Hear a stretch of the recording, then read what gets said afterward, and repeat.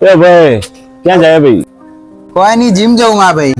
એને ભાઈ યાર ના, 1 મહિનાથી દારૂ બારૂ મૂકી દીધો અમે. હું નહીં પીતો. હું મારા હેલ્થ ઉપર જ હવે ફોકસ કરું અને મારે બહુ લાંબુ જીવન જીવવું. જો ભાઈ, આ જીમ ડાયટ આ બધાથી શું થાય ખબર તને? આપણા ઘડપણના દિવસો વધે, જવાનીના નહીં. તમારી વાત સમજ. જો હું બધા પી પીને ને 60 વર્ષના થશે મરી જઈશું, તો તું પછી લાંબુ જીવીશ તો કોના સહારે જીવીશ? આ પાપી દુનિયામાં એકલો એકલો જીવીશ, મજા આવશે તને? એમ કે મને જો તું આ બધું કરીને લાંબુ જીવી બી લઈશ અને જ્યારે 100 વર્ષે મરીશ તો તને 4 જણા ઉપાડીને લઈ જવા વાળા તો હોવા જોઈએ ને. હા યાર, 4 જણા તો મરી ગયા હશે તો તું શું કરીશ?